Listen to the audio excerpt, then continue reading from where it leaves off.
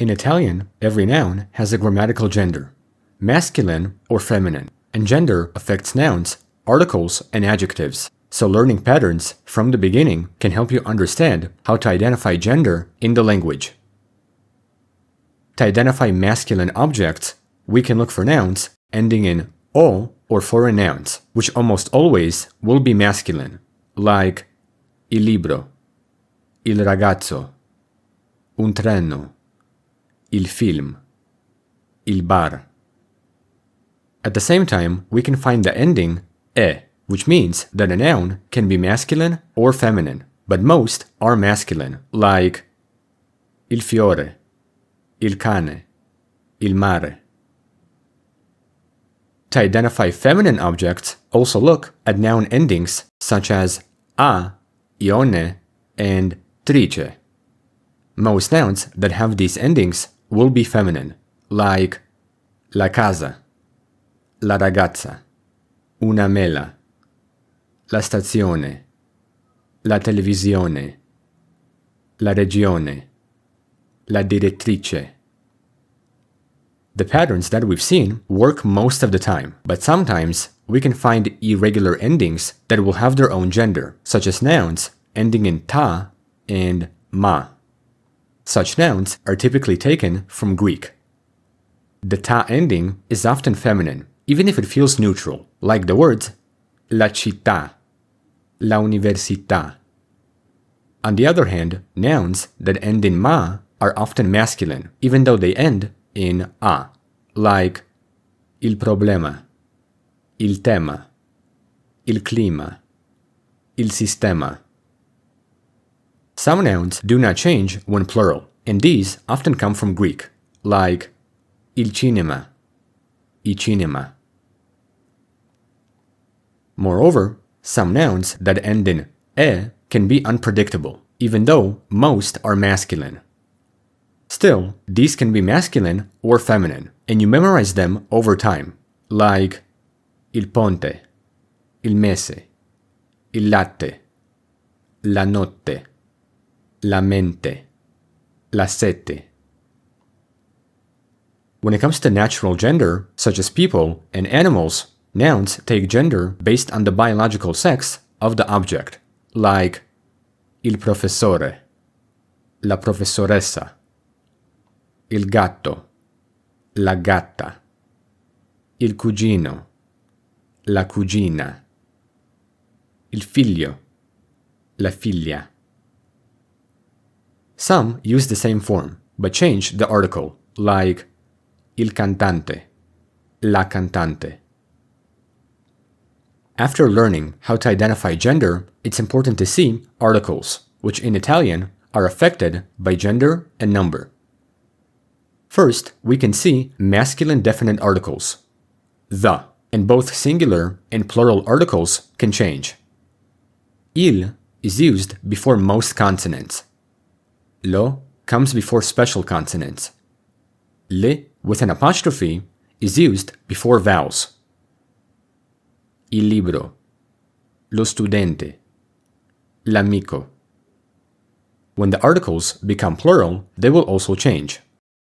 Il becomes I, and lo and le become li, as in I libri, gli studenti, gli amici. Despite a lot of rules, these are necessary in Italian because they make certain nouns sound better with articles. You might have also noticed how Italian contracts articles and pluralizes nouns, which is something I'll show a bit later. When it comes to feminine definite articles, the singular use la before consonants, like la casa, and l before vowels, like l'amica. All plural feminine nouns use le, like le case, le amiche. Now we can see indefinite articles, a, an, which are also gender-based. Masculine indefinite articles are un, coming before most consonants and vowels, and uno, coming before special consonants. Un libro, un amico, uno studente. As a note, Un never contracts before vowels. That's why un amico doesn't have an apostrophe. Feminine indefinite articles are una before consonants and un with an apostrophe before vowels, like una casa, un'amica, un'idea. After learning the articles, we can see apostrophes in Italian, which appear to avoid two vowels clashing. This concept applies to both genders, which explains why previously in the video you may have seen many words with apostrophes. At the same time, Italian can merge some prepositions with definite articles, again for sound purposes. When learning to speak Italian, there are many that you can find, but the most common ones appear with di, meaning of or from, with the articles that we've seen. Del, dello, del, dei, degli, delle. If you want to know all contractions, here's a chart that connects prepositions and articles. Even though you may not use all of them, it's still interesting to see how many combinations are possible. This can seem like a lot, but once you learn when to use them, the concept will be simple. The reason why apostrophes and contractions combine is to avoid two vowel sounds. So if a contraction ends in a vowel and the next word starts with a vowel, an apostrophe is used. At last, we can see how Italian pluralizes nouns.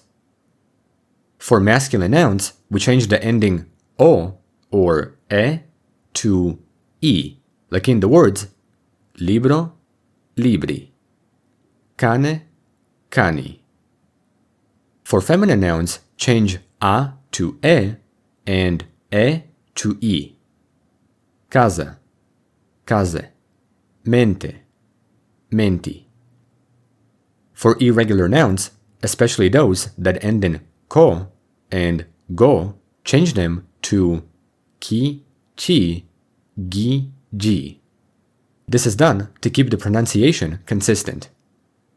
Amico, amici, parco, parchi, lago, laghi, albergo, alberghi. On the other hand, nouns that end in ca and ga will end in che or ge when plural. Amica, amiche, riga, righe. Some nouns will take the same form when singular and plural, specifically those that end in a, u, e, and foreign nouns. Some are accented, others have a Greek origin, and the rest are foreign. Additionally, nouns ending in ma have a Greek origin and are masculine, so they pluralize like regular masculine nouns. Il problema, I problemi, il tema, I temi, il clima, I climi.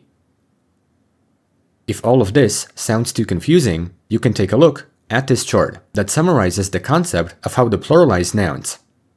It may seem like a lot, but it will be simple to get used to, because Italian grammar is straightforward, considering that we've seen gender and articles.